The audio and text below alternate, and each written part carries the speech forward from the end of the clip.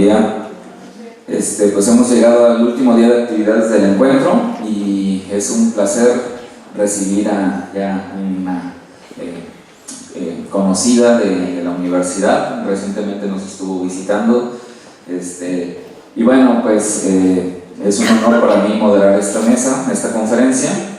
Y antes de ceder la palabra me voy a permitir leer brevemente una semblanza de nuestra amiga y colega Lourdes Roca.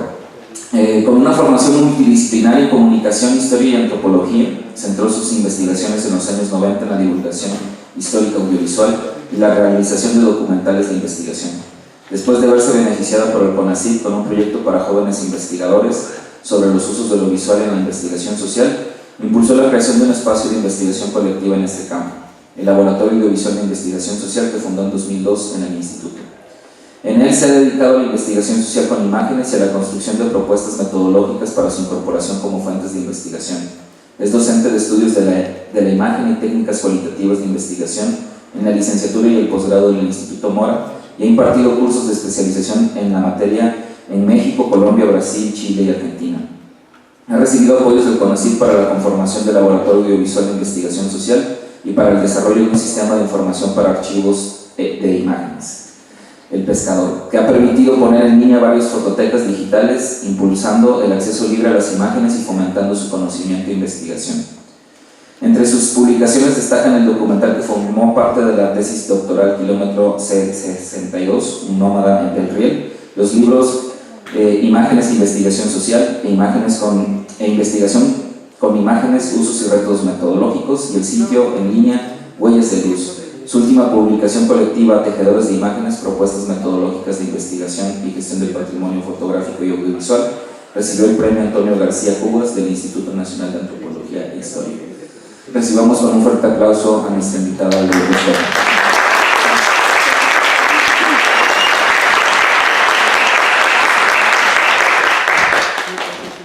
Bien, muchas gracias. ¿Será que se puede? Bueno, digo para nuestro pueblo. Aunque igual no me hace falta, no, si me hace falta, esto está muy grande. Bueno, buenos días, muchísimas gracias, Ricardo. Gracias por la presentación. Es un gusto y a la vez una pena, la verdad, llegar hasta el último día. Es un gusto estar aquí acompañándolos, pero la verdad sí me da mucha pena llegar hasta el último día. La agenda no daba para más. Y sé que han tenido una semana muy productiva, como pude ver en el programa y como ya pude tener algunos comentarios también. Entonces, bueno, mi aporte para el día de hoy, justo para el cierre, no pretende más que colocar una serie de reflexiones en torno al trabajo con imágenes desde la investigación, sobre todo, ¿no? Entiendo que aquí, bueno, me da mucho gusto además ver varias caras conocidas que tomaron recién el curso, pero justo por todos ustedes aprendí que hay licenciaturas muy diversas y en particular la de estudios multiculturales que tiene un claro sesgo multidisciplinar con búsqueda interdisciplinar, ¿no? Y eso me parece muy atractivo para todo lo que vamos a hablar hoy aquí. Tengo la presentación en pantalla. Vamos a iniciar partiendo justo de esta trinchera que es la de la investigación. La de la investigación la llamamos social, justo con esta idea de no encajonarla en ninguna disciplina en particular, ¿no? O sea, no estaré hablando solo de investigación histórica, no estaré hablando solo de investigación en comunicación, no estaré hablando solo de investigación antropológica, sino que amalgamando diferentes ópticas, perspectivas, herramientas, posturas teóricas de todas estas disciplinas, es como hemos venido construyendo este espacio de investigación colectiva que es el Laboratorio Audiovisual de Investigación Social. Me dijeron que usara esto, ¿verdad? Y tengo que señalarlo. Muy bien. Sí, uno está acostumbrado aquí con su computadora al control absoluto y no, hoy vamos a aprender otro sistema. Entonces, bueno, voy a estar hablando desde la investigación social y sobre todo desde la pregunta básica que nos hicimos hace años, después de aproximadamente una década de estar produciendo documentales, de carácter histórico y antropológico, nos preguntamos cómo estábamos utilizando las imágenes, viéndolo desde la óptica de la investigación, es decir, desde la construcción de fuentes, ¿no? Cómo construimos fuentes de investigación a partir de distinta documentación a la que accedemos, ¿no? Cuando hacemos, por ejemplo, un documental, recurrimos probablemente al trabajo de campo, ¿no? A lo mejor hacemos registros en campo, a lo mejor hacemos entrevistas, a lo mejor nos encontramos una serie de documentación en lo que vamos indagando, ¿no? En el camino. Y todo esto nos coloca preguntas de investigación que van madurando conforme avanza el estudio que estamos haciendo. Entonces, nosotros lo que vinimos a colocar de inicio fue cómo revalorar el valor epistémico, valga la redundancia, el valor epistémico de las imágenes, es decir, cómo a través de ellas también podemos conocer, ¿no? Claro que las disfrutamos mucho, las disfrutamos cotidianamente. Sé que todos ustedes intercambian imágenes probablemente todos los días, ¿no? A través de las redes sociales. Todos hacemos eso, ¿no? Hoy día las imágenes fluyen más que nunca. Las redes sociales las han puesto a circular de una manera vertiginosa, ¿no? O sea, a lo largo de un día podemos ver ya no decenas, sino cientos de imágenes, cada quien de nosotros, ¿no? Entonces, pues claro que las disfrutamos mucho, somos una cultura muy visual desde hace mucho tiempo, cualquier cultura occidental, probable, en particular de la nuestra, ¿no? De la cultura mexicana y de cualquier región de México, somos muy dados, ¿no? Somos muy visuales, somos muy dados a intercambiar imágenes, nos gusta mucho ver imágenes en general y también es por eso que las intercambiamos mucho. Pero la gran pregunta, vuelvo a ella, es ¿podemos conocer a través de las imágenes? Algo que pareciera como una pregunta ociosa. Ay, pues claro que podemos conocer a través de las imágenes. ¿Ah, sí? Bueno, pues vayamos a ver cómo, ¿no? ¿Cómo es que conocemos a través de las imágenes? Porque en realidad lo que hacemos va mucho más enfocado a disfrutarlas, ¿no? A gozarlas. Porque cuando frente a una imagen alguien dice, ¡ay, mira, qué bonita! Ese es como el primer comentario. O, ¿y qué te parece? Me gusta mucho.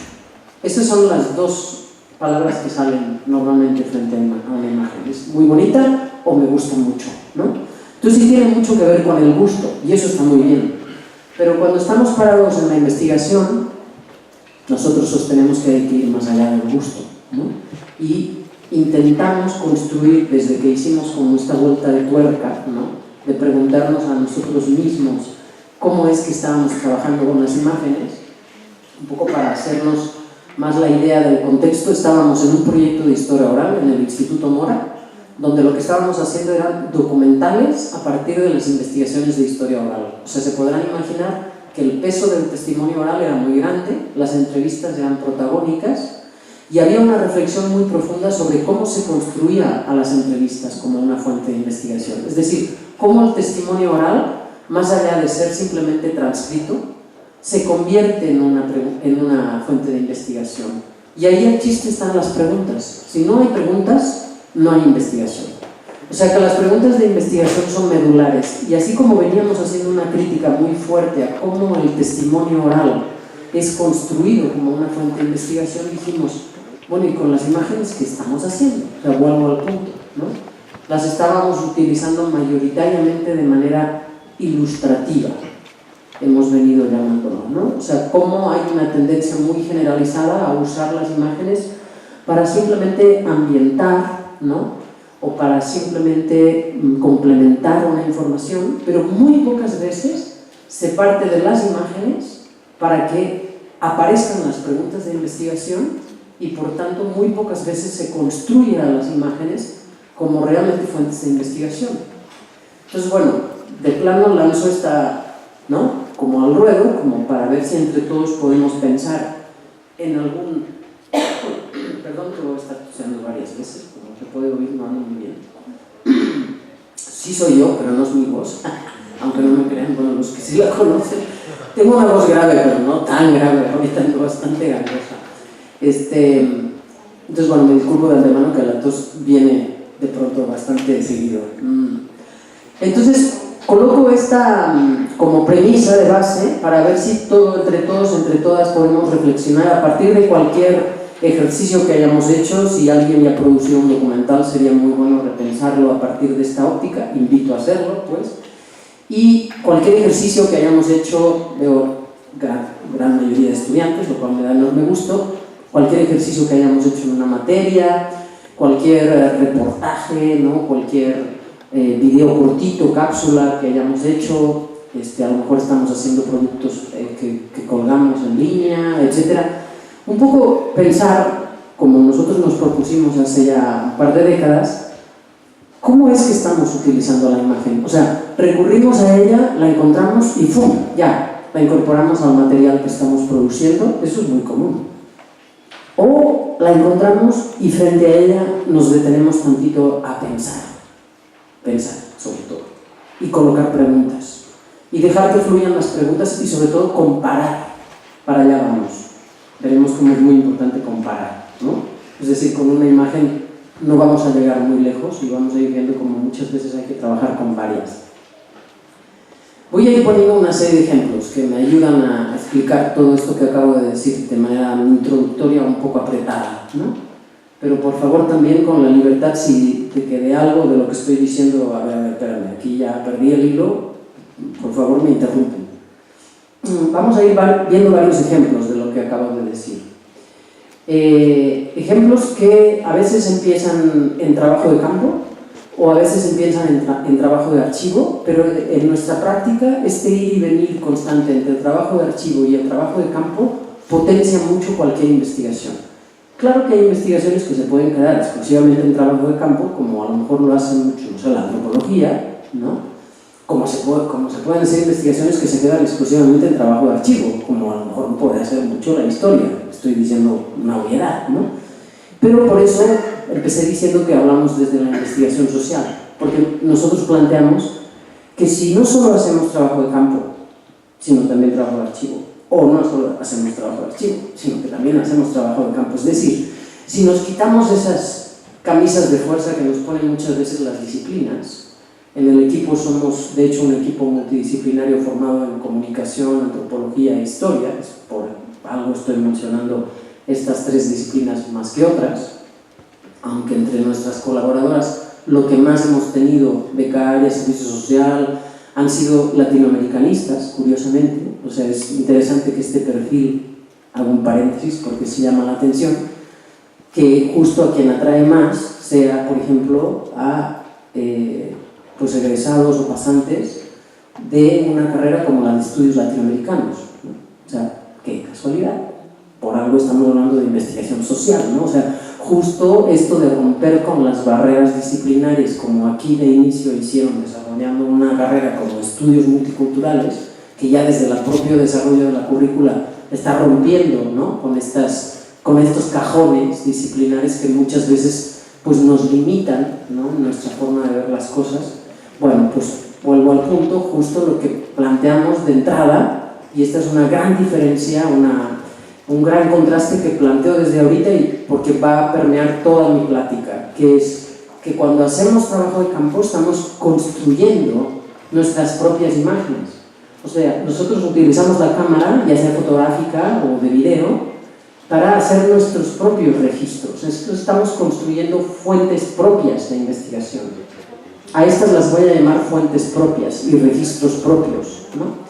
Frente a todas esas imágenes, a su vez fijas, pero también en movimiento e incluso sonoras, que podemos encontrar en el camino, que no son registradas por nosotros. Y eso es cada vez más común, ¿no? Si hace 40 o 50 años alguien salía a hacer una investigación, no era tan fácil que se fuera encontrando imágenes por el camino, ¿verdad?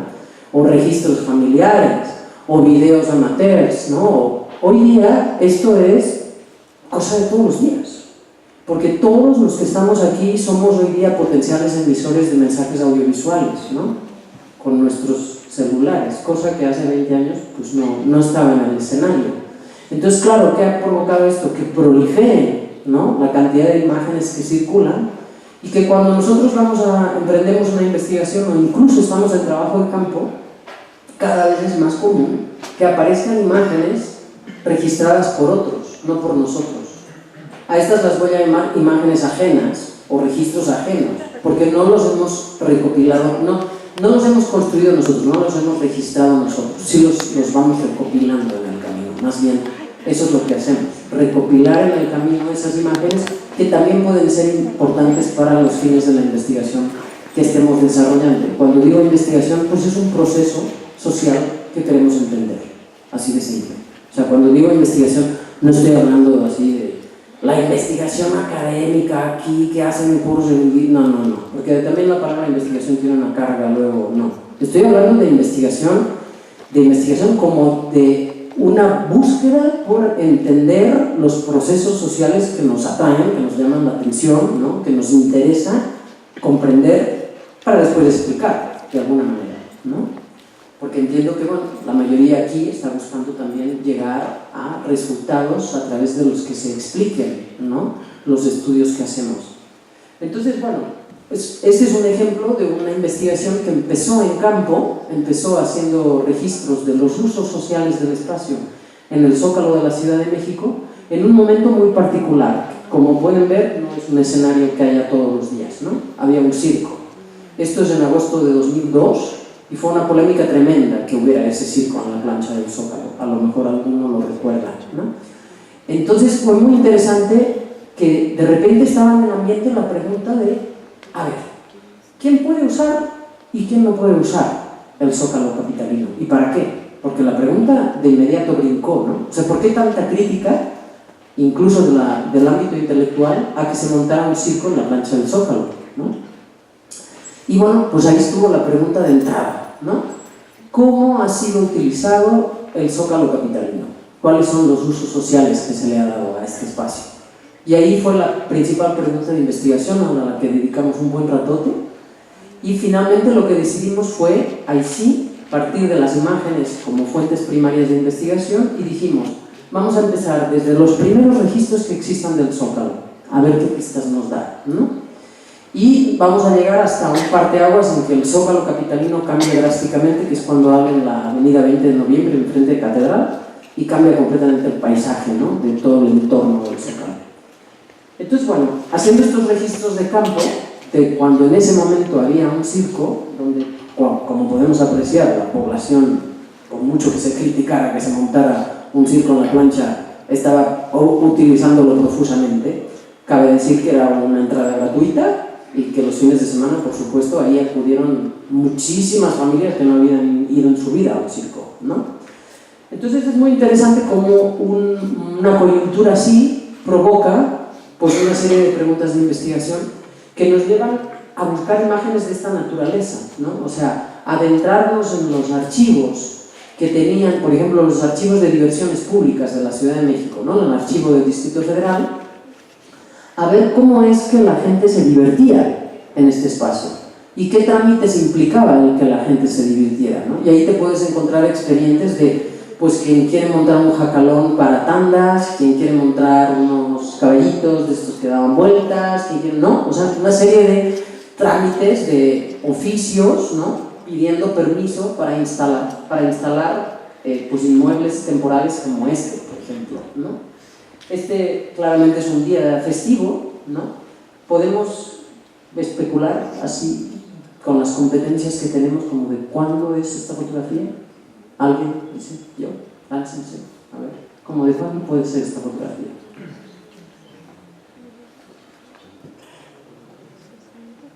¿Alguna idea? Son muchas cabecitas y muchos ojos.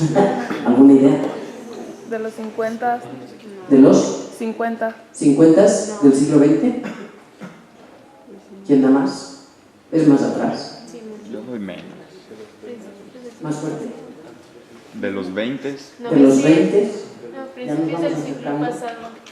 Finales del 800, principios del 900. Finales del 800, principios del 900. Interesante, ¿no? Cómo la cosa se va yendo para atrás, ¿no? Conforme vamos viendo que, pues al hacerles esta pregunta yo las obligué a ver un montón de detalles que ahí, ¿no?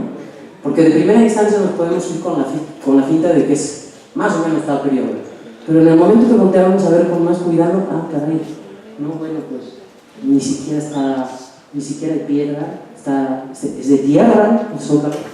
El Zócalo está profusamente arbolado y saben muy bien que no toda la vida ha estado arbolado, porque después se echaron todos los árboles, ¿no? Y ahí hay una serie de elementos, ¿no? Y hasta vestimenta que podemos ver solo acercándonos mucho, ¿verdad? Porque realmente la toma es bastante amplia, que nos van dando elementos, ¿no? Como para fechar esta imagen. Lo que es claro es que hay una pachanga, o sea, de eso no tenemos duda, ¿no? Y así como está el palacio todo lleno de banderas, pues más claro está que realmente estamos de fiesta, ¿no? Bueno, pues sí, en días como este, sigue siendo el mismo día, pero lógicamente a otra hora en que la gente todavía no está. Pero en días como este de festividades, ¿no? Lo podemos ver en todo el adorno de banderas de palacio, se montaban este tipo de tinglados, ¿no? Este tipo de pequeños inmuebles temporales, ¿no? Usualmente pues de madera, ¿no? Para diferentes eventos que tenían lugar en este espacio, ¿no? Y que tenían que ver con pues, zarzuelas, tandas, ¿no? Muchas maneras de divertirse la población. Y es interesante ver cómo desde el 19, ¿no? La foto que estábamos viendo era de 1883, ya estamos encontrando este tipo de estira y afloja en lo que se puede o lo que no se puede hacer en este espacio. Estamos viendo la plaza desde donde estaba tomada la anterior fotografía, que es la plaza del seminario, ¿no? Probablemente pues, todos la conocen porque está al lado del Sagrario Metropolitano, ¿no? Quienes han estado en la ciudad, o si no, bueno, al menos todos hemos visto alguna vez una foto del Zócalo. Entonces aquí estamos como en el lado oriente del Zócalo y a la derecha empieza el Palacio Nacional. Es interesante ver cómo en esta fotografía, también de los años 80 del siglo XIX, podemos ver cómo también asoman algunos tipos de inmuebles que no eran de todos los días, ¿no? Y este es el único rastro que llegamos a encontrar de un circo que a su vez hubo, pues más de un siglo antes, en la plaza de Seminario, que fue el circo de los hermanos Orri, curiosamente también de hermanos, ¿no? El otro era de los hermanos Vázquez y este era de los hermanos Orri, ¿no? Y encontramos mucha documentación en la que los hermanos Orri estaban todo el tiempo pidiendo permiso para alargar el periodo de estadía de este circo en esta plaza. Es decir, no estuvieron unos días, ni unas semanas, ni unos meses, estuvieron años, ¿no? Encontramos rastros de que el circo estuvo ahí más de 5 años instalado, ¿no? Lo cual implicó un montón de trámites. Entonces, fíjense qué interesante, ¿no? Encontramos que en los años 80 del siglo XIX, usos sociales del Zócalo. Bueno, pues ya había un montón de usos sociales del Zócalo, en las fiestas se hacían un montón de cosas, había un montón de actividades para el divertimento de la población. Entonces es muy interesante cómo podemos ver ese eco en 2002, ¿no? Con un circo instalado en la mera plancha, claro, con el inicio del nuevo gobierno del Distrito Federal, que abogaba por otro uso del centro, ¿no? Y en particular del Zócalo, con actividades de carácter más público y gratuito, ¿no? Que de hecho sigue siendo así. Esta, por ejemplo, es otra imagen contemporánea en donde lo que estamos viendo es el lado sur del Zócalo, al fondo está Palacio Nacional. Ya no es un día de fiesta, no hay banderas, no hay nada que nos indique que es un día de fiesta, pero podemos ver todo el movimiento que había en la estación sur del Zócalo capitalino, ¿no? Y como un domingo cualquiera en la estación sur del Zócalo capitalino, pues era una romería, porque pues había mucha gente que se trasladaba a los pueblos del valle, ¿no? A los pueblos del sur, ¿no? Los pueblos que quedaban al sur de la ciudad, o sea, Tlalpan, Coyoacán, etcétera, etcétera, ¿no? Entonces, hay un montón de señas, ¿no? De huellas, de vestigios en las imágenes, si nos detenemos a analizarlas, de muchos elementos que podemos analizar. Y nosotros andábamos buscando, pues, acerca de los usos sociales. Entonces, hago este gran paréntesis entre aproximadamente 130 años, ¿no? ¿Cómo podemos ver que las imágenes contienen huellas de que la población ha hecho diversos usos sociales de este espacio? Y esto colocaba muchas preguntas de investigación. Para no hacer un cuento largo, juntamos un corpus visual muy amplio de cientos de imágenes que después tuvimos que purgar y quedarnos con unas cuantas para analizarlas más a fondo. Y es interesante que muy poco después de estar nosotros en esto, por ahí en 2006, un alumno de la maestría en estudios regionales del instituto hiciera un trabajo bastante parecido, sin conocer el nuestro, y se pusiera a observar el comportamiento en la pura plancha de la población y hiciera registros de este tipo, ¿no? El día que me mostró esta foto yo dije, no, bueno, esto está genial, ¿no? Podemos ver qué está haciendo ahí la gente. La sombra.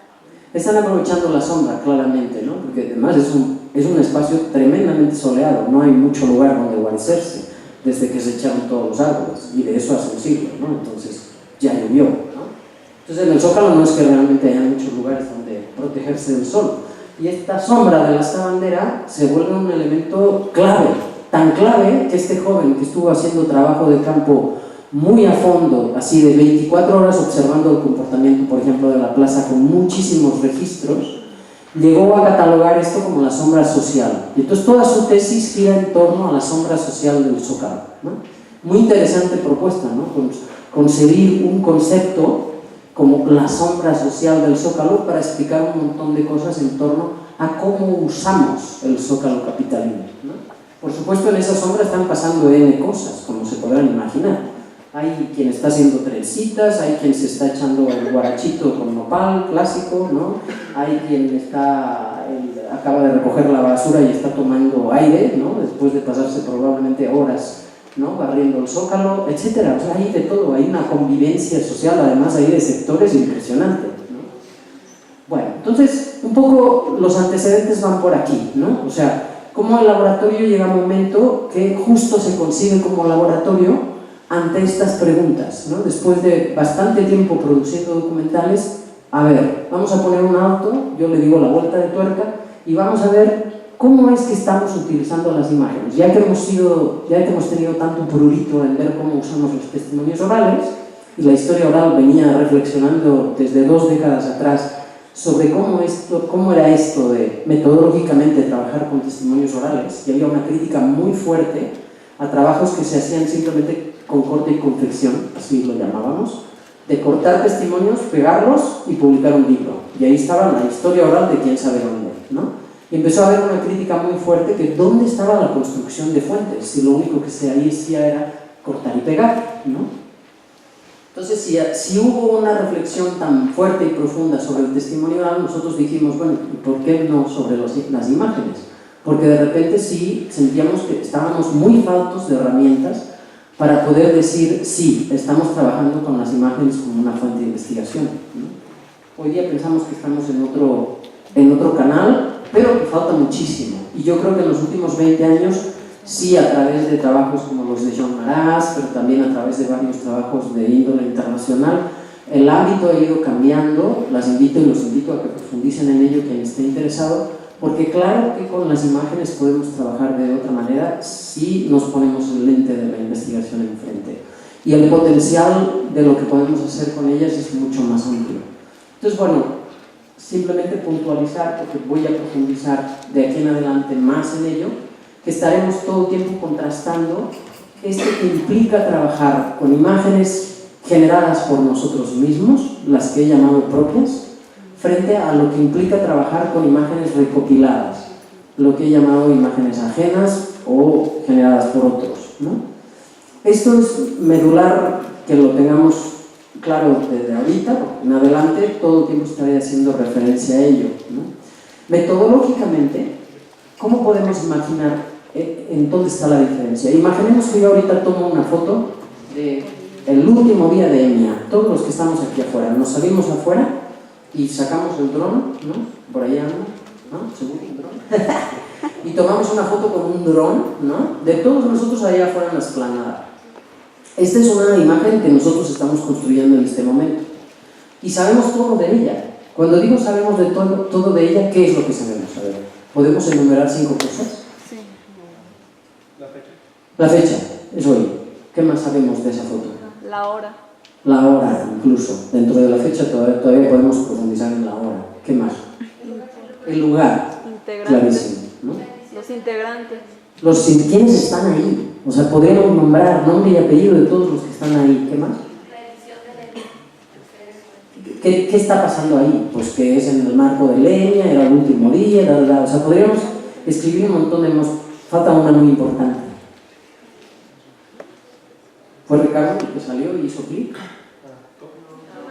¿Quién la tomó? O sea, lo que acabo de decir que son... ¿quién la tomó? Pues que tenía la cámara. Bueno, frente a fotos como la del 1883, la cosa se complica, déjenme decirles, ¿no? Entonces, un poco para que vayamos viendo la diferencia metodológicamente de entrada de trabajar una foto que construimos nosotros mismos ahorita aquí afuera y de la que sabemos todo de entrada, podemos contestar las 5 preguntas básicas que le hacemos a cualquier documento cuando lo construimos como fuente, que es ¿qué?, ¿quién?, ¿dónde?, ¿cuándo? ¿Y por qué? En la medida de lo posible, pues ¿para qué se hizo ese registro? ¿O cómo se hizo? ¿No? De eso nosotros sabíamos un montón de esta toma que podemos hacer aquí afuera hoy, ¿no? En cambio, frente a todas las fotografías que vamos recopilando del EMIA de hace 3 años, del primer EMIA, ¿no?, de Ricardo antes de EMIA y todo lo que estaba haciendo, ¿no?, de todas las fotos a lo mejor de lo que ha hecho Ricardo en campo y todos sus colegas, más luego las fotos de todos sus alumnos. Imagínense cómo la cosa se empieza a complicar. Y estoy hablando de hacer una investigación sobre la historia de este laboratorio, así, ¿no?, que será joven, pero ya tiene una historia. Si quisiéramos hacer una historia, una investigación sobre el laboratorio de aquí, ¿cómo lo haríamos? Esa foto que acabamos de imaginar aquí afuera de todos nosotros puede dar pie, pero el caso es que vamos a tener que ir a buscar mucha más documentación. Ustedes han generado, entre todos y entre todas, mucha documentación en torno a este laboratorio desde que existe, ¿no? Entonces, claro, cuando estuviéramos frente a una fotografía de hace 5 o 6 años, esto de qué, quién, dónde, cuándo y por qué, ya no va a ser tan fácil. Y cuando salimos al campo y hacemos nuestras investigaciones y entrevistamos al señor del pescador de Chapala y el no sé qué, del cultivo de no sé qué más, y el de la fiesta de no sé cuál, y el de la peregrinación de no sé cuál, y empiezan a sacar sus propias imágenes que conservan de hace tiempo, y estamos frente a una imagen de la que no sabemos nada, solo que el actor social con el que estamos trabajando nos la saca, eso es todo lo que sabemos. Pero la pregunta es, ¿por qué la saca?, ¿no? Entonces, bueno, todo esto es lo que estoy poniendo en la mesa, ¿no? Las implicaciones teórico-metodológicas, pero enfáticamente metodológicas, ¿no? E incluso también, si me apuran, un poco técnicas, que implica el hecho de estar recopilando imágenes en el camino de una investigación.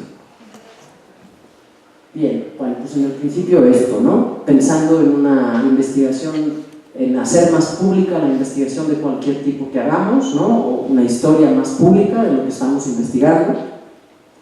Y desde el documental, la gran pregunta de cómo era que estábamos investigando con imágenes. Entonces, bueno, el contraste entre los registros en campo propios y las imágenes que vamos recopilando en el camino, todas estas que nos son de entrada ajenas, ya metodológicamente pone dificultades importantes.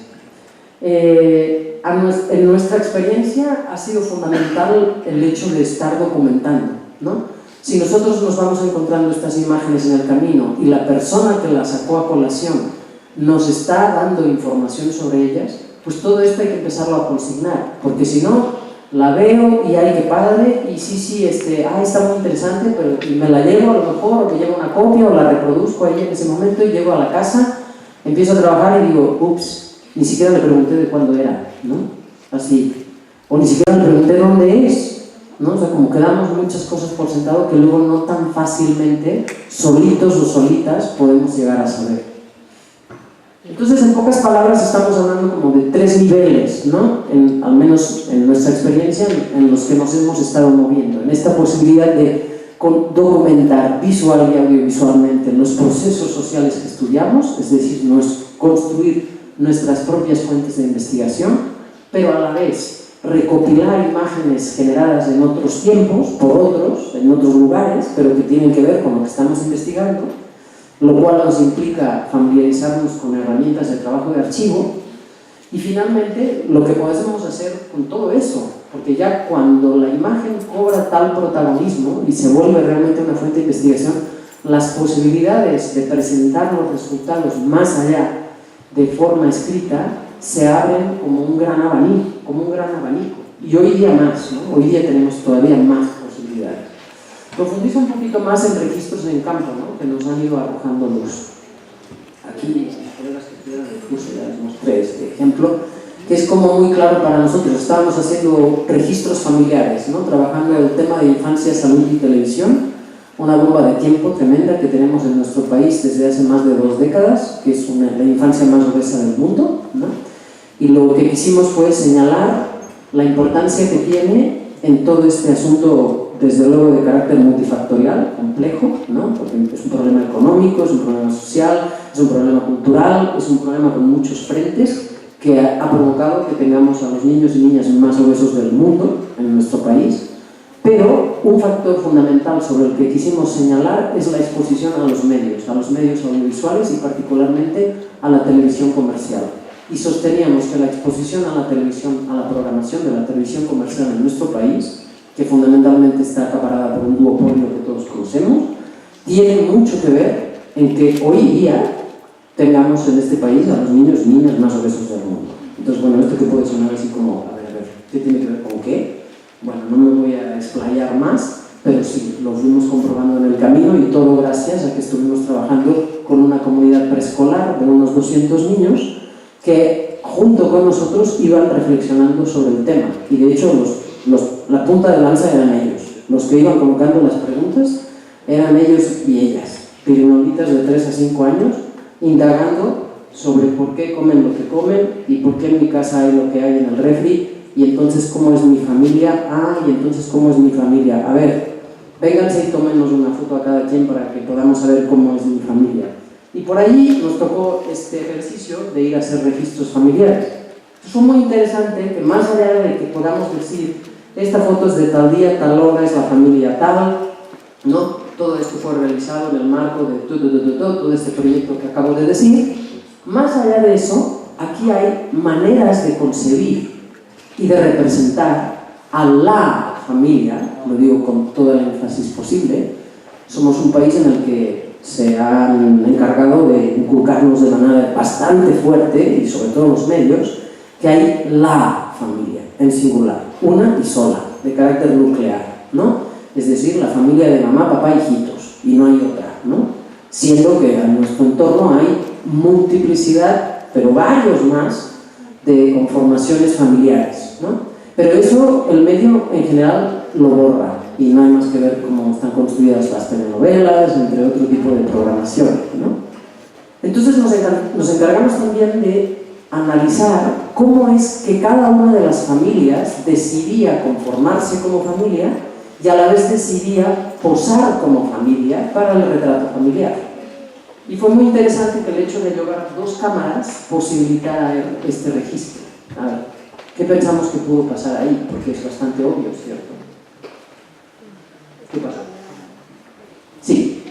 Pues hay 2 niñas ahí atrás que son de la familia, pero no son consideradas de la familia. Exactamente, ¿no? Si nosotros no hubiéramos llevado ese lente, a lo mejor no quedaba tan obvio aquí el contraste, que es muy obvio, que en el momento que hicimos clic con segundos de diferencia entre uno y otro registro, se ve muy claramente cómo la familia, y cuando digo la familia, fundamentalmente es él, el que decidió cómo iban a posar y quiénes iban a posar, y cómo estas niñas que estaban ahí desde que llegamos y que ya después supimos que eran primas, viven bajo el mismo techo, forman parte de la familia, pero a la hora de tomar el retrato familiar, a ellas sencillamente se las dejó a un lado.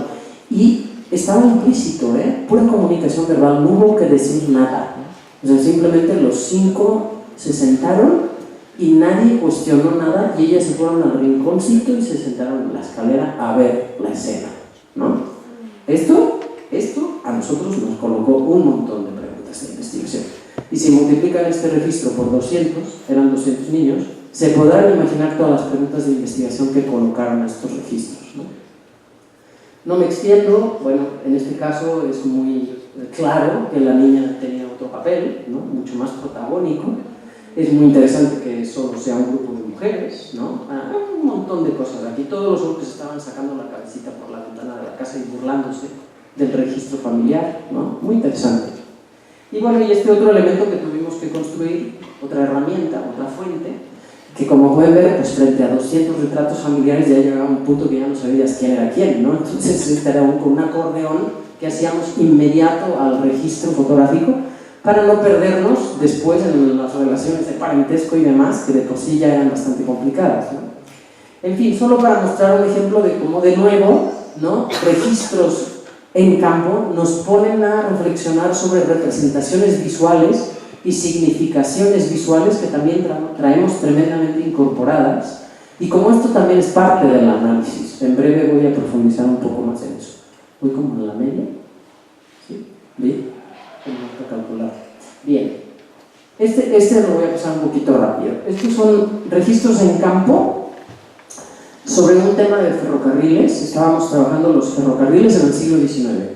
Pero este es el caso opuesto. Era un trabajo totalmente de archivo. Pura fotografía del siglo XIX de la construcción del ferrocarril mexicano. Y llegó un momento que estábamos muy atorados en el trabajo con el corpus visual que construimos, ¿no? El grupo documental fotográfico que construimos, que era muy grande. Y todo tendido del ferrocarril mexicano era muy complejo, pero a la vez también había ramales del Estado de México que nos quedaban un poquito más cerca. También fuimos al de Veracruz, pero este es un caso del Estado de México, al que de plano decidimos ir a campo y estar ahí, donde alguna vez pasó ese tren, que ya no pasaba, ¿no?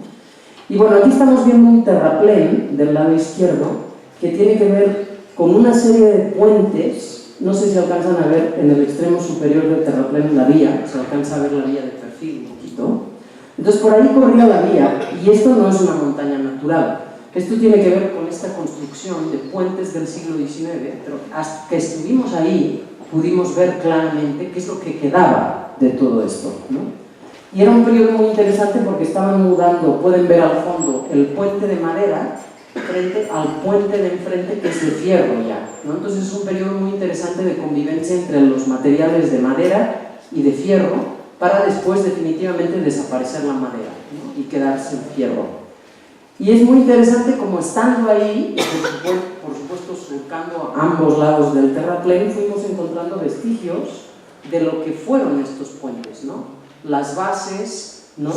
E incluso debajo del puente por donde pasaba un riachuelo habían quedado colapsadas las bases del viaducto.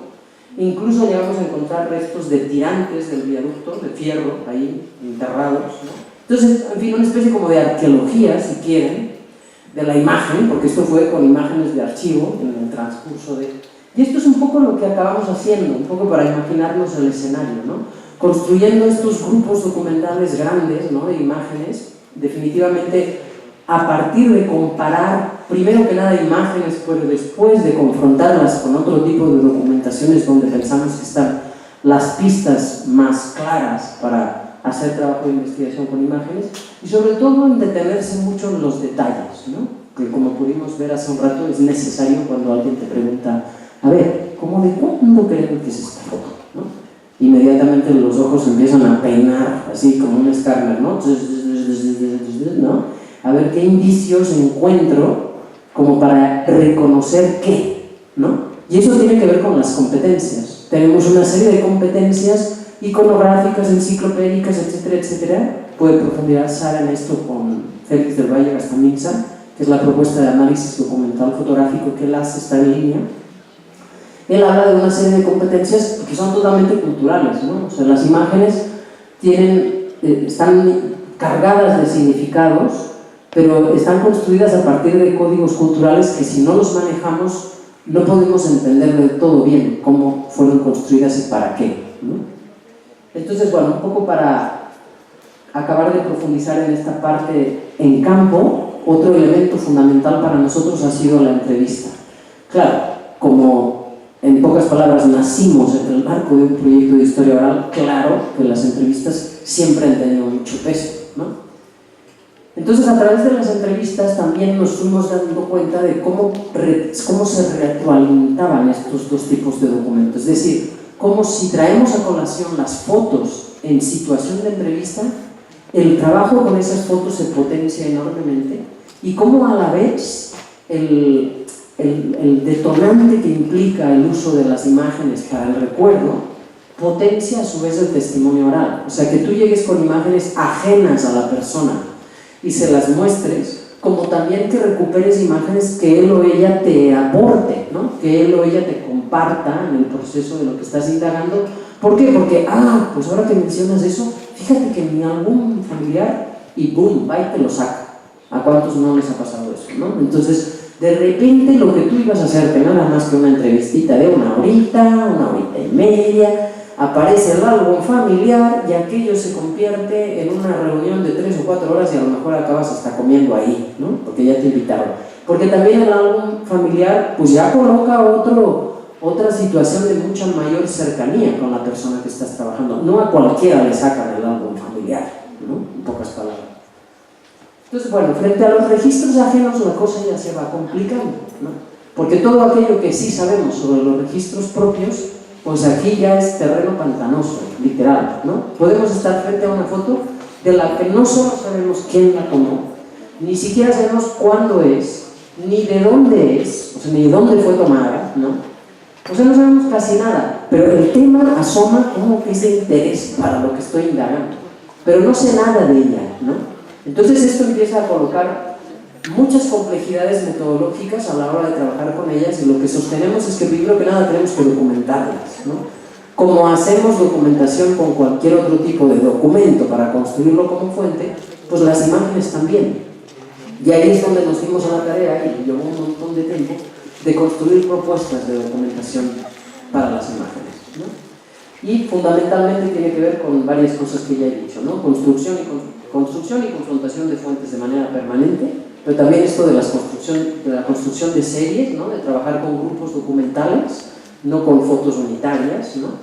Y sobre todo el énfasis en los detalles. Quien quiera profundizar en esa parte, sugiero mucho a Peter Burke, que probablemente ya hayan leído, que tiene una larga producción porque es ya un nonagenario el hombre, está vivo, es inglés, de la Escuela Inglesa de Historia Social y Cultural sobre todo, un autor muy importante, y particularmente el libro Visto y no visto, el documento fotográfico como fuente de investigación.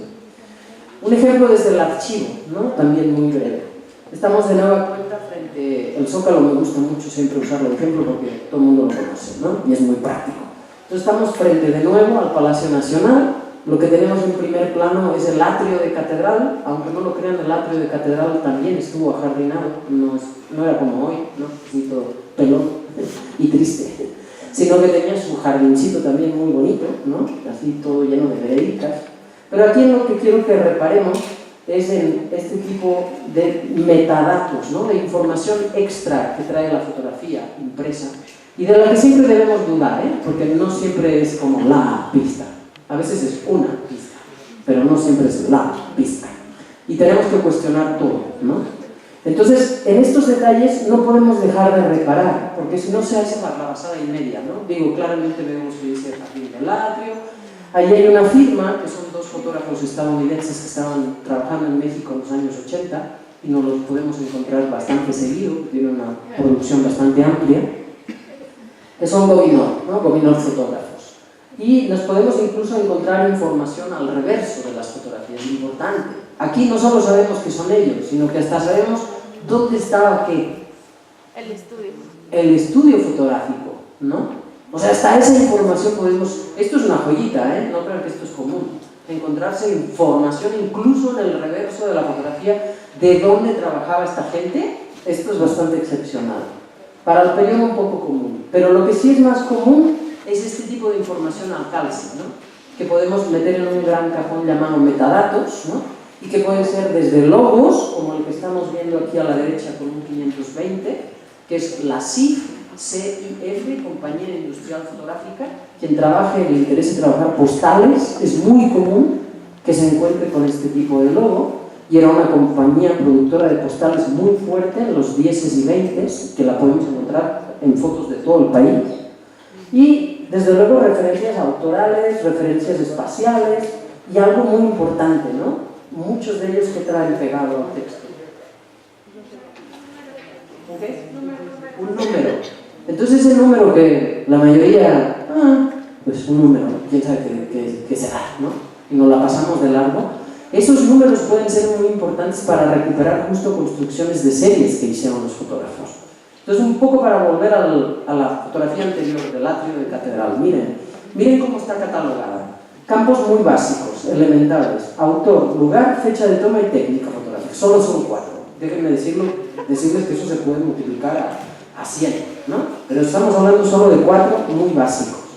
Lo que ven al centro es como el acervo que la resguarda tiene catalogada esa fotografía.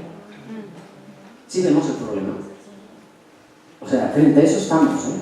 Vamos a los archivos y nos encontramos con una foto que nos interesa muchísimo. ¡Wow! Ahí está el atrio. Cuando todavía está jardinado. ¡Uy! Es de Gobineau. ¡Ah, wow! Y resulta que el acervo dice, autor, no conocido, lugar, no conocido, bueno, ya, ahí ya los pelos se me paran, ¿no? Fecha de toma, cerca de 1920, ¿no? Y bueno, y la peor de todo, técnica fotográfica, who knows, ¿no? Siendo que es el archivo que más sabe de técnicas fotográficas. Bueno, pues esto es el pan de cada día, y no es para echar pleito al archivo, o sea, realmente es muy poco cuidado en el trabajo de la catalogación, es lo que menos importa, ¿no? Entonces a la hora de catalogar, pues ahí que el servicio social avance, clásico, ¿no? Y bueno, ahí tienes al pobre estudiante que, bueno, de repente tiene que saber sobre 150 años de la fotografía, sobre N cantidad de ciudades del país y sobre N cantidad de procesos para catalogar todo eso. Pues ¿a qué horas va a hacer eso el estudiante? ¿No? Es bastante más complejo. Bueno, en el marco de la investigación, pues obviamente, y sin mayor complicación, como acabamos de ver, Gobinor está ahí, hasta trae el estudio atrás, o sea, están los propios metadatos de la foto. Zócalo de la Ciudad de México, bueno, o sea, digo, bueno, no había que rascarle mucho para saber que era el Zócalo de la Ciudad de México, pero lo más aberrante, y sí me quiero detener un poco más ahí, es la fecha. Como podemos ver, donde está lo más tenebroso y lo más peligroso de todo esto es en las temporalidades. Que nosotros lleguemos a un archivo y digamos, a ver, quiero fotos de los 20 de tal lugar, y te pasan fotos de los 20, y entre esas venga esta, y tú te vayas con la finta de que esa es una foto de los 20, eso nos pone muchos problemas a la investigación, muchos, no saben cuántos.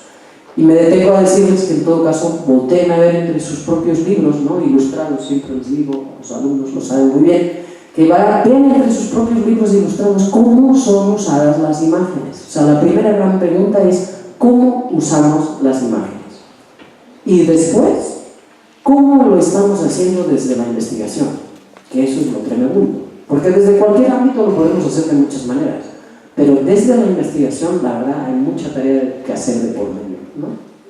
Bueno, no tengo mucho más allá. Este es un ejemplo más en el que no me voy a detener, de otro proyecto de investigación donde un entrevistado reconoció a su madre en una de las fotografías del Archivo General de la Nación. Esto es un poco lo que les digo, ¿no? Tú traes a colación imágenes de un archivo público y de repente el entrevistado, oye, esa es mi mamá, ¿no? Que estaba atendiendo esa panadería, en fin. Lo que hemos encontrado son muchos vínculos, claro, también sesgados por nuestras propias investigaciones que tienen un énfasis muy importante en el espacio y en los usos de los espacios. Hemos encontrado como varias cosas a sentar aquí a dialogar, ¿no? O sea, mucho, por ejemplo, nos puede llevar hasta incluso a la fotografía aérea, perdón, me regreso, ¿no? La fotografía aérea también ha sido muy importante para muchos estudios que hemos hecho. La fotografía aérea, en todo caso, ¿qué tipo de registro fotográfico es? Claro, y el más amplio al que podemos aspirar, ¿no? Y hoy día la satelital también. O sea, cuando nosotros estamos haciendo un estudio de territorio o sobre espacios, la visión más macro a la que podemos acceder, pues es la fotografía aérea, ¿no? O la fotografía satelital. Y ahí ya puede salir un montón de preguntas, simplemente observando ese paisaje, observando ese territorio, ya pueden surgir un montón de preguntas de investigación. Pero ¿qué pasa cuando la óptica se va cerrando, y después de esas grandes panorámicas del Zócalo, finalmente llegamos a la calle, ¿no? Nos costó mucho encontrar fotografías del Zócalo para cierto periodo donde todo eran panorámicas, y las famosas vistas urbanas, ¿no? Que tanto les gustaban en el siglo XIX. Y nosotros andábamos, ahora sí que tras las fotos de la gente, o sea, ¿dónde está la gente? Queremos ver a la gente, ¿no?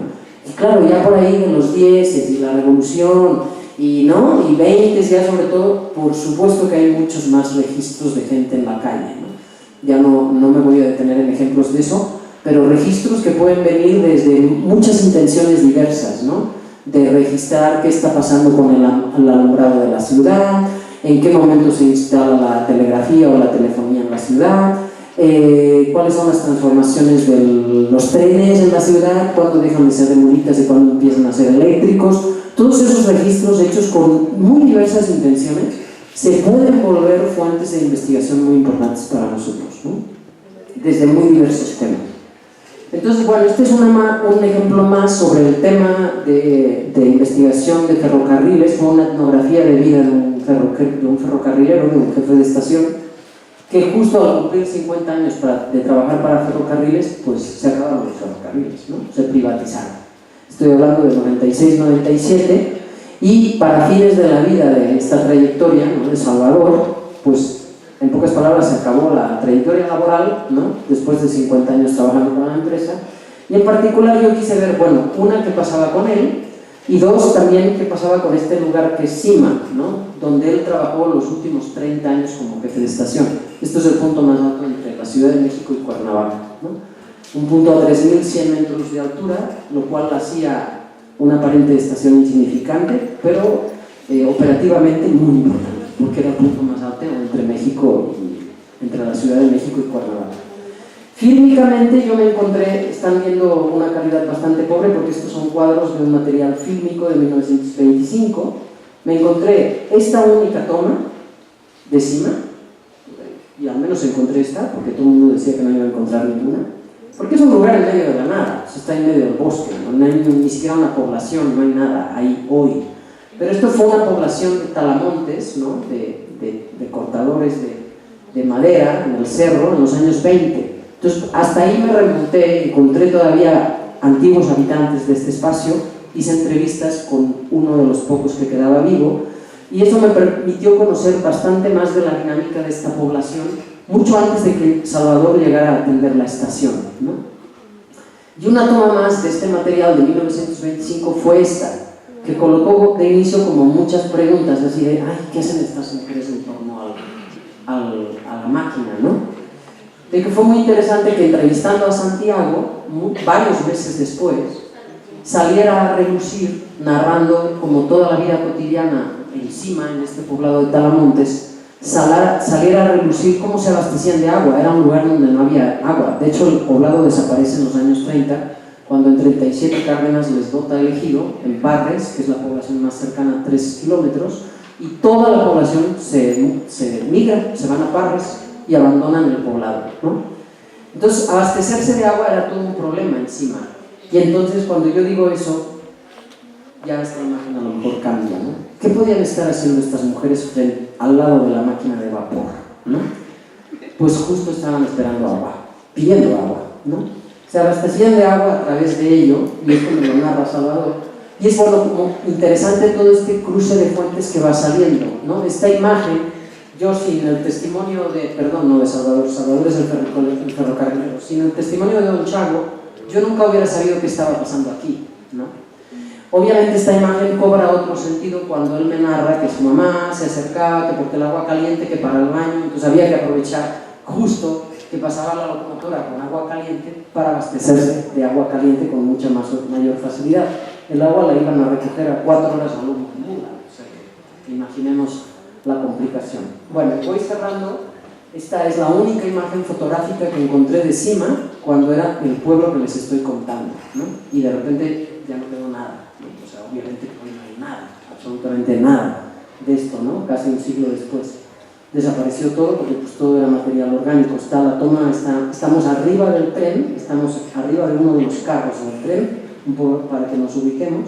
Y bueno, esta foto fue muy importante porque de plano sí fue la única que logré encontrar gracias al archivo, al acervo fotográfico que preserva Ferrocarriles en Puebla, en el museo, que tiene un registro de avalúos de todo el país. Si hay alguien interesado en ferrocarriles, bueno, ahí hay una mina de archivo, ¿no? Entonces, bueno, iba a mostrar la secuencia, pero por cuestiones de tiempo yo creo que ya no, porque ya se las he descrito con mucho detalle, de cómo quedó editada en el documental, pero todos pueden ver kilómetros C62 en el repositorio del Instituto Mora. Entran al Instituto Mora y rápido lo encuentran. Y hay una copia aquí. Aquí está el DVD también y algunos otros de nuestros documentales. Sí. Otra cosa muy importante a la hora de trabajar, me detengo 2 minutos nada más en esto, a la hora de trabajar con imágenes de archivo, necesitamos excelentes reproducciones. No permitamos cuando vamos a un archivo y que digamos, quiero esta imagen para mi tesis, es para investigación, entonces te la vamos a dar a 70 dpi. No, por favor, ya no permitamos eso, que porque es para investigación 70 dpi. ¿Quién inventó eso? No me pregunten, no lo sé. Pero es típico, tú vas al archivo y, sí vas a publicar, entonces te la vamos a 600 dpi. Ah, es para investigar, ah, es para tu tesis. Ah, bueno, esto la vamos a 70 de pesos. No, no podemos seguir permitiendo eso porque entonces, ¿cuáles detalles? Yo les digo, hay que ver los detalles. ¿Y cuáles detalles vamos a ver frente a una reproducción de 70 dpi? Pues ninguno. Nos acercamos a la imagen y simplemente se pixelea, ¿no? Entonces necesitamos buenas reproducciones. Eso implica que también necesitamos saber digitalizar bien, ¿no? Con buenos parámetros de digitalización. Y eso ya nos mete en todo el tema de la preservación también, muy arduo en nuestro país, y de cómo es muy importante también desde nuestras trincheras de la investigación y de la producción incidir en que el patrimonio fotográfico y audiovisual se preserve y se preserve de mejor manera y sobre todo se ponga en acceso, porque ya estamos hartos de que vamos al archivo y no, esta no se puede tocar, no, esta no se puede ver, no, esta no se puede tener, no, esta sí pero te va a costar 2.000, ¿no? O sea, ¿qué es eso? ¿Qué es eso? Es patrimonio de todos, ¿no? Es patrimonio de todos. Entonces, bueno, muy brevemente propuestas de análisis. Hablamos de varios autores que algunos ya he mencionado, Del Valle, Burke, agregaría Philippe Dubois, el propio Jean Maras, Joanna Scherer, más desde la óptica de la antropología, por ejemplo. Todo esto lo pueden encontrar en Tejedores de Imágenes, que es la publicación más reciente, entonces quien le interese puede profundizar en Tejedores de Imágenes. Hay un ejemplar aquí y está en línea, o sea que no es de texto. Y el asunto es este ir y venir en el análisis documental entre lo que alguna vez estuvo frente a la cámara, pero a la vez también esa mirada que registra, esa mirada que también construye, porque construye desde una intención. Entonces son dos niveles muy claros de análisis frente al documento visual y audiovisual que no podemos perder de vista y sobre todo definir al interior de toda investigación por cuál nos queremos ir. Mi propuesta ideal es a los dos. Pero reconozco que en unas investigaciones se podrá ir uno más para acá, uno más para allá, ¿no? Entonces, bueno, simplemente tener claro que estos dos niveles hay y los dos son interesantes para cualquier tipo de investigación social.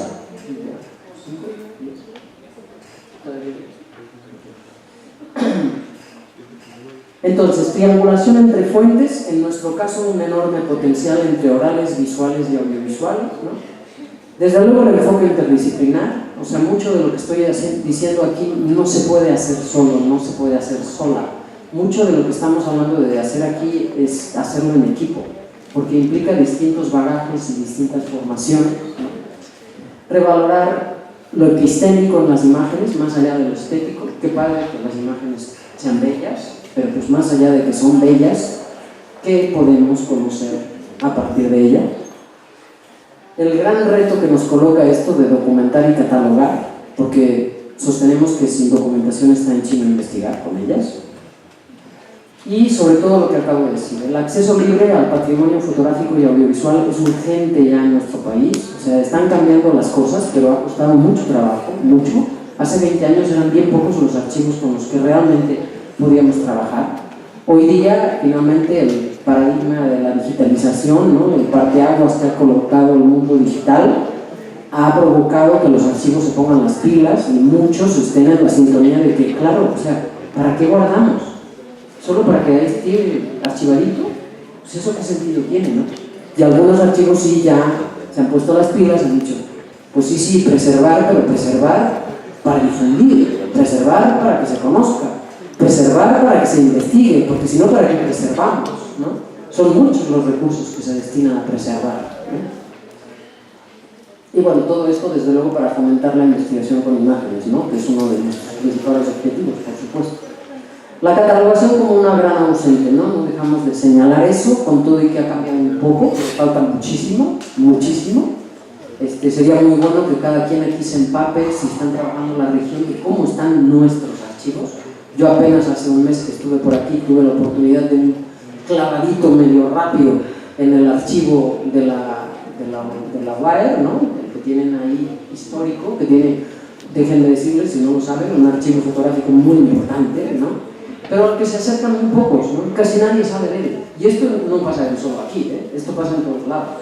Entonces es paradójico, ¿no? Que trabajemos con imágenes constantemente y no sepamos que a la vuelta de la esquina hay un archivo fotográfico tan importante.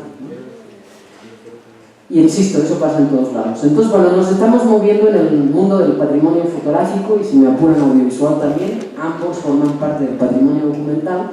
y a su vez pues es patrimonio histórico-cultural de todos, insisto, ¿no? Y como el frente de la preservación es un frente urgente, pero el frente, sin perder de vista el frente de acceso, ¿no? Si no accedemos a ellas, francamente, bajo nuestra óptica, esto pierde todo sentido.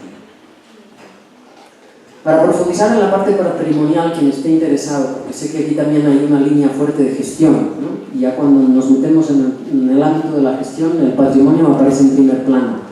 Gente como Wolf y Cotton, por ejemplo, o Idalia García Aguilar, ¿no? Han profundizado mucho en este tema, y aunque no hablen de imágenes, ese gran marco, ese paraguas en torno al tema patrimonial, nos ofrece mucha luz también, ¿no? A cómo ver el patrimonio visual y audiovisual en el que nos estamos sumergiendo cuando recopilamos imágenes, insisto, ajenas y no solo las que documentamos nosotros.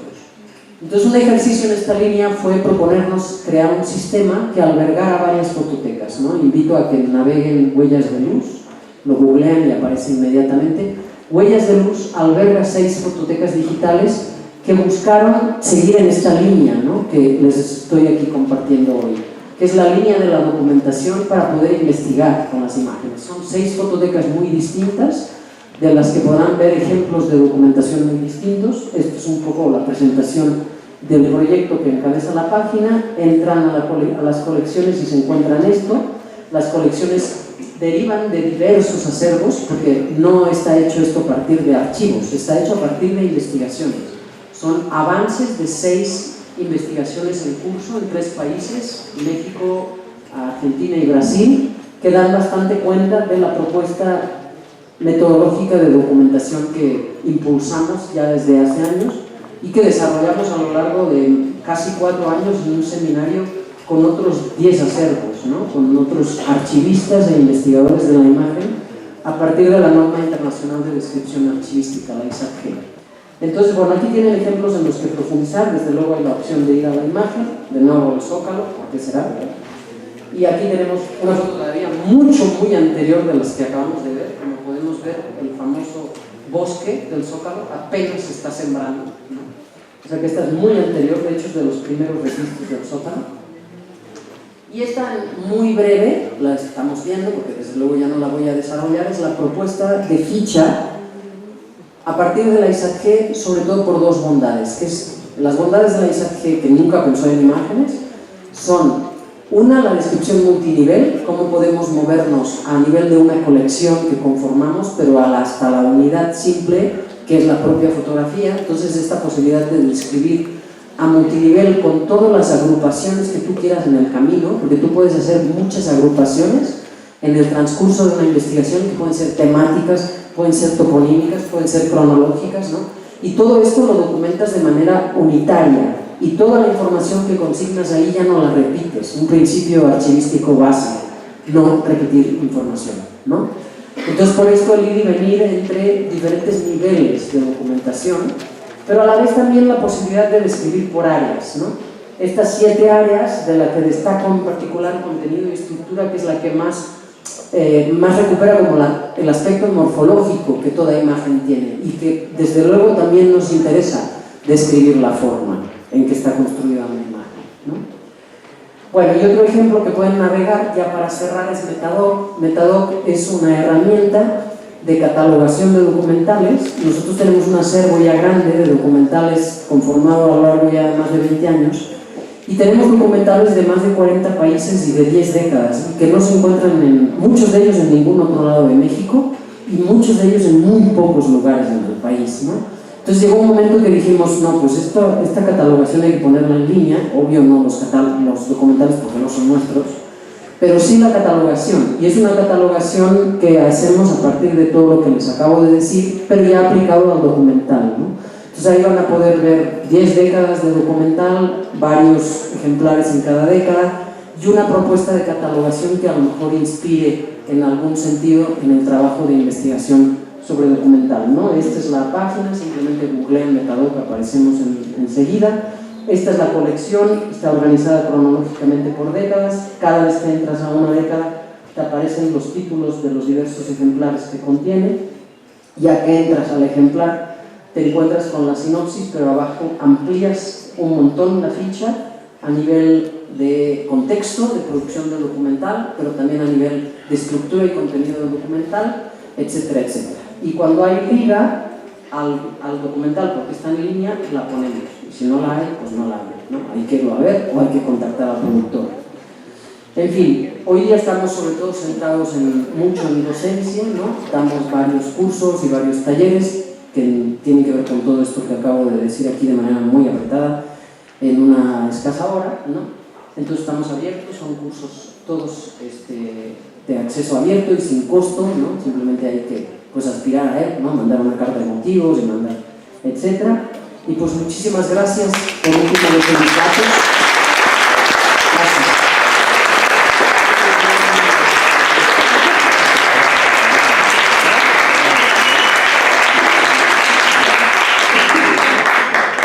Gracias, Lourdes, por esta charla tan rica. Pues se abre una ronda de preguntas, se abre el espacio para el diálogo. Por ahí hay micrófonos, quien quiera hacer algún comentario, alguna pregunta.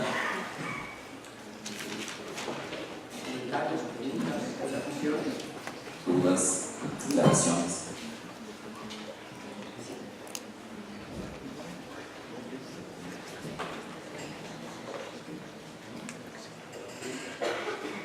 Sí, buenos días, muchas gracias por tu ponencia, me hizo muy padre.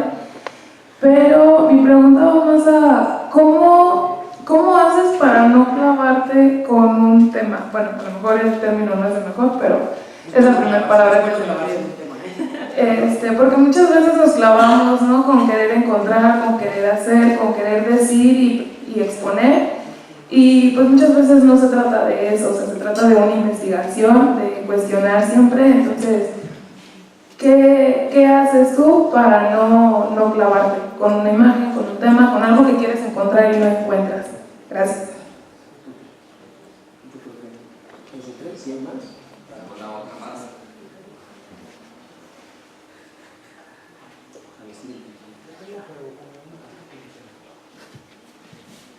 Bueno, yo estuve navegando ya la página y me gustó mucho la forma de cómo puedes citar la imagen.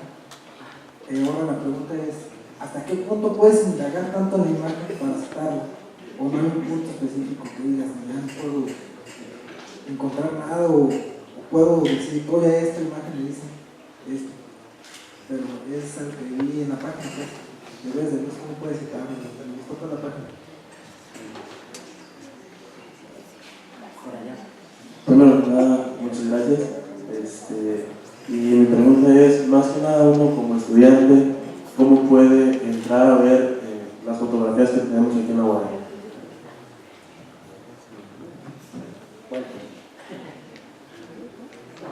¿Está ahí? Bien. ¿Qué es eso? A ver. ¿Uno más? Escuché, pero no vi. Estamos seleccionando algo de los cursos. Ahí va, porque si no, no te... ¿Lo que ofrecen es un posgrado o es un curso? Y son de... Y una más. Muchas gracias por estar aquí otra vez. Me parece una de las mejores. Bueno, apenas llevo un año en la universidad, pero me parece una de las más ricas y padres ponencias en las que he estado. Y bueno, pues mi pregunta es la misma que la de mi compañera. ¿Y cómo se aspira a estos cursos o postgrados? Bien, a ver, ¿cómo no clavarse? Bueno, primero sí vale la pena clavarse, ¿no? Pero entiendo por dónde vas, ¿no? Pues sí, si nos vamos a clavar en cada foto no llegamos a ningún lado, ¿no? Entonces, bueno, tienen un poco que ver también, van relacionadas las preguntas. ¿Hasta dónde profundizo? Sí hay altos, hay que poner altos. Yo siempre les digo a los estudiantes, oigan, es una tesis, no es un proyecto de vida. Porque luego llevan 6 años y ahí siguen con la tesis. Ay, espero que nadie se sienta porque he dicho eso, pero la verdad sucede, ¿no? Es muy fácil que una tesis se convierta en un proyecto de vida. Por favor, no permitan eso, es solo una tesis, ¿no? Una tesis es una investigación acotada, ¿no? O sea, cuando digo acotada, pues es eso, que le tenemos que poner un punto y final, ni modo. Y nunca va a ser perfecta, o sea, siempre va a haber más cosas que se pueden investigar. Entonces, frente a la imagen igual, ¿no? O sea, yo sé que a partir de compararla con X, Y y Z y después confrontarla con tal otro tipo de documentación, punto, esto hasta donde voy a llegar, ¿no? Pero sí, una se tiene que mesurar, porque sí, definitivamente puede ser muy golosa la imagen, ¿no? Y sí, si nos clavamos como bien dice aquí la compañera, ¿no? Si nos clavamos ahí meses con discernir sobre todas fotos, pues es justo decir que sí, realmente la tesis se va a volver un proyecto de vida, ¿verdad? Entonces, pues todo está en que una tiene que poner límites, ¿no? Uno tiene que poner límites y decir, yo profundizo hasta tal punto. Bueno, las 6 fototecas, ya que las navegaste, ¿no? O sea, simplemente voy a decir, dije, avances de 6 investigaciones. Ninguna está terminada, ¿no? Y algunas a lo mejor ya ni se terminaron, se quedaron en eso, que fue un ejercicio muy interesante de documentar para investigar, pero por el motivo que sea ya no continuaron. Aquí entran factores personales, por supuesto, de tiempo, sobre todo, pero también institucionales, ¿no? Uno está inserto en un posgrado, en una carrera, o está inserto en una chamba donde los tiempos institucionales pues también exigen, ¿no?, los famosos proyectos, y entonces siempre vamos a contrarreloj y siempre hay temporalidades que nos ajustan, ¿no?, que nos dicen, pues tienes hasta aquí y hasta aquí voy a profundizar y no más, ¿no? Y esto tampoco nos tiene que acongojar, o sea, simplemente aportamos lo bien que pudimos hasta donde pudimos, ¿no? Insisto, ninguna investigación es perfecta ni acabada. Qué padre, a mí las investigaciones que me gustan es cuando una investigación terminada deja claras las vetas que no logró abordar, para que alguien más se vaya por alguna de ellas, ¿no?, y siga la investigación, ¿no?, continúe por otros lados, ¿no? Y sobre los cursos, bueno, algo muy puntual, ¿no? Salen las convocatorias en línea en la página del instituto, son cursos que no tienen costo. Tengo que decir que al LAIS esto le ha costado mucho. La institución hoy día cobra por todos los cursos que da, excepto el LAIS, porque nos hemos empeñado en que nuestros cursos no se cobren, ¿no? Pero ha costado mucho trabajo, como se podrán imaginar. Claro, eso también ha provocado que tienen mucha demanda. Y entonces nos da mucha pena, pero pues lo más que podemos recibir son 20, 25, 30, según el salón que tenemos, ¿no? Entonces pues también hay que reconocer que sí, hay que dejar a gente fuera, y eso se siente muy feo. Pero preferimos eso que de entrada pretendamos que un estudiante desembolse 4.000 o 5.000 o no sé cuántos miles para un curso, ¿no? Entonces bien, mientras podamos nos vamos a sostener ahí. Entonces las convocatorias son públicas, salen en línea, la pueden ver en la página del Mora o en la página del LAIS, que van a tener que buscar menos, porque en el LAIS tenemos 4, 5, 6 cosas en el carrusel de la primera página y no 50, como todo en el instituto, ¿no? Entonces tienes que estar ahí uno por uno avanzando a ver qué cosa hay, ¿no? Entonces, como el cuento de nunca acabar. Y normalmente todos tienen que ver con una carta de motivos de por qué quieres tomar el curso y una semblanza curricular, ¿no?, de procedencia, etc. Y bueno, pues frente a eso ya se selecciona quién puede tomar el curso, ¿no? Lo que preguntabas del posgrado, bueno, eso es una pregunta muy importante. Como se puede imaginar, toda esta línea de investigación no está formalmente incorporada en currículas de posgrado. Esto es algo muy incipiente, ni siquiera de licenciatura, Esto es algo muy incipiente y sí hay que decirlo, el Mora ha abierto brecha en eso. El Mora, por ejemplo, solo tiene una licenciatura, que es licenciatura en Historia, pero con salida en divulgación de la historia, en didáctica de la historia y en gestión documental. Eso la hace una carrera muy particular, es una carrera profesionalizante. Entonces, claro, ahí, por ejemplo, tenemos estudios de la imagen, en el programa curricular Eje, en el obligatorio. Esta es una materia completamente disímbola, que doy yo, que no es nada común que tú la encuentres en una carrera en historia, por ejemplo, ¿no? Pero estamos hablando de puras materias, no es que haya una carrera ni posgrado en nada de esto, hay simplemente materias, igual que técnicas de investigación cualitativa en las maestrías, ¿no?, que es donde viene esto al caso, porque finalmente es pues investigación cualitativa y son propuestas metodológicas, ¿no? Bueno, dejo de ir. Y hay una pregunta más que atañe por acá. Okay. Lo de la UAR, pues ahí hay la gente que se encarga para recibirlos. Puedes consultarlo en la página, ¿no?, en la página de la unidad.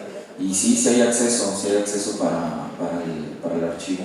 Y bueno, en caso de que pues estés realizando una investigación, desde la coordinación se te puede emitir una una carta, un oficio, para que puedas también tener acceso. Digo, ya aquí le estoy echando la bolita al coordinador, pero generalmente se hace así. Cuando uno está desarrollando un proyecto de investigación, se te pide una carta y pues ya, ¿no? O sea, no hay ningún problema. Aquí la coordinación apoya en ese sentido. Sí, la verdad quien coordina el archivo o quien está ahí al pie del cañón, que es Consuelo, es súper abierta, ávida de que lleguen estudiantes a preguntar por temas, temporalidades, espacios, o sea, realmente los están esperando y las están esperando. ¿Alguna pregunta? Bueno, pues, muchas gracias por su ponencia, está muy interesante. Y mi pregunta es: ¿cuál es el reto más grande que se enfrenta al usar las imágenes de archivo como método, como de investigación? Y con respecto al acceso a los sitios para grabar o tomar fotos y documentarlas, ¿cuáles relaciones tienen ustedes o qué podrían comentar con respecto a la legislación que a veces opera para limitar el acceso a los sitios y al uso de las imágenes que se obtienen?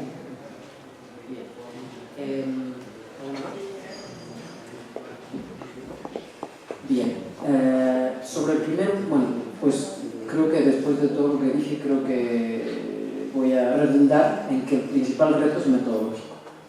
A mi modo de ver es metodológico. Teórico metodológico, pero más metodológico. Porque sí hay propuestas teóricas de las que podemos agregar, ¿no? Pero, y por supuesto hay teoría por construir, ¿no? Y en eso estamos también. Pero yo creo que como tiene mucho que ver con, reitero, el trabajo de campo y el trabajo de archivo, pues aquí hay mucho de práctico, ¿no? Y por tanto mucho de metodológico, que también de teórico, pero mucho más de metodológico. Y dije por ahí también en parte técnico, porque aquí lo técnico ineludiblemente va pegado a lo metodológico. Cuando yo les digo, es importante que sepamos digitalizar bien, pues quiere decir que tenemos que conocer de parámetros de digitalización, ¿no? Creo que pasamos un momento, ¿verdad? Porque entonces, si no conocemos de parámetros de digitalización, que es una parte 100% técnica, pues nos quedamos cojos en materia de reproducción, ¿no? Y hablando de reproducción, pues sí, este es un coco enorme, ¿no?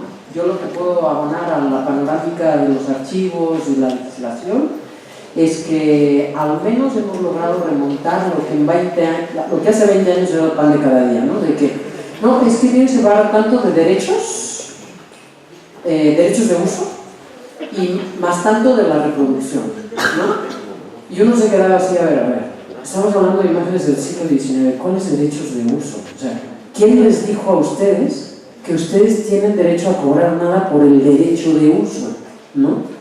Entonces, bueno, toda esta disquisición entre los derechos patrimoniales, que no autorales, que no, todo esto se ha ido como desembrollando, que hace 20 años era un nudo impresionante que ni los propios archivos se aclaraban, ¿no? Y te querían cobrar por todo, y no sabían ni por qué, pero se trataba de cobrar, ¿verdad?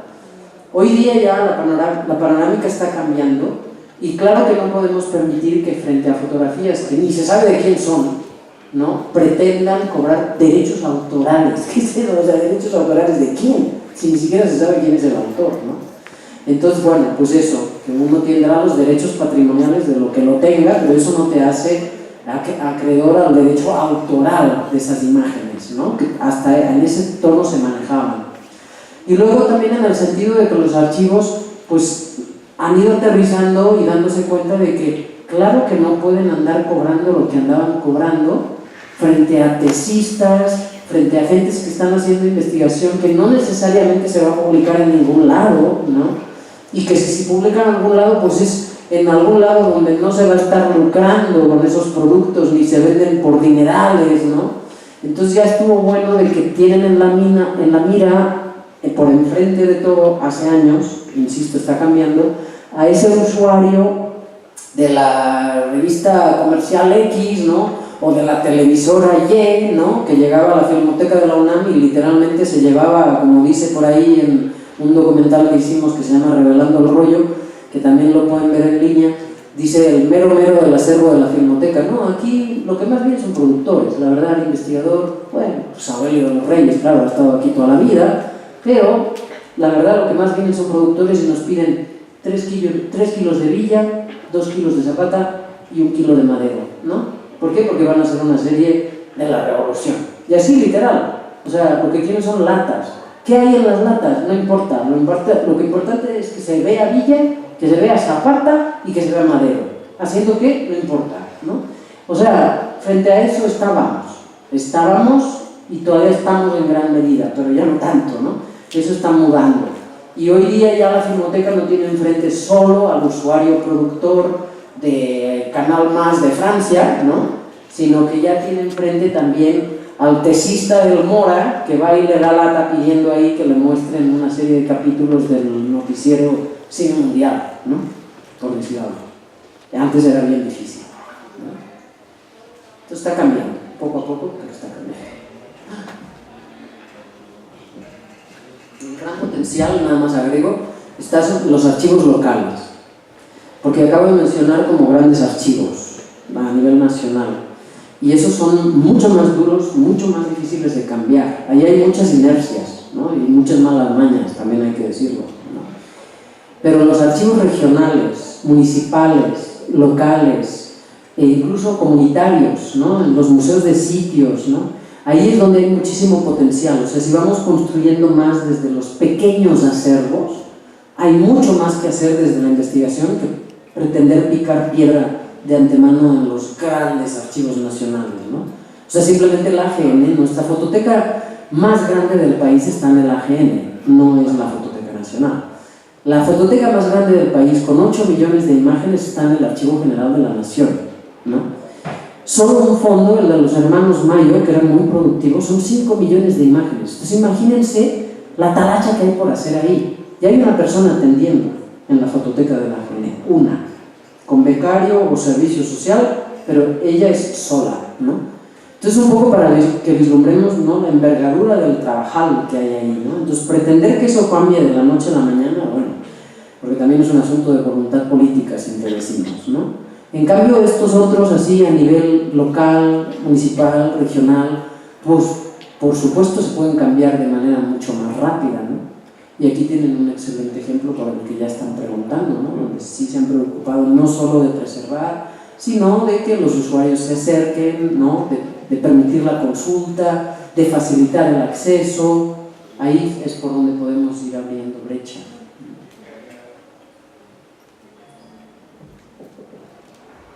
Ahí todavía tiempo para una última pregunta o comentario. Bueno, si no, estoy seguro que al finalizar esta mesa, si se acercan con Lourdes o por medio de su correo, ¿sí? Seguro les podrá atender. Yo tengo muchas preguntas y dudas, pero también voy a atender a mi comentario, igual los podemos hacer en otro espacio. Pues agradecerle mucho a Lourdes que nos esté visitando por segunda ocasión. Esperamos que pronto podamos tenerla también de vuelta. Y pues bueno, o alguien más del equipo, claro, también. Y sus trabajos que los podamos seguir viendo por acá. Aprovecho para entregarle una constancia que dice: la Universidad de la Ciénega del Estado de Michoacán de Ocampo, a través de la trayectoria en estudios multiculturales y el laboratorio de medios, otorga la presente constancia a Lourdes Roca y Ortiz por su participación con la conferencia magistral Investigación Social con Imágenes como parte de las actividades del tercer encuentro nuestro de investigaciones audiovisuales. Lourdes, muchas gracias.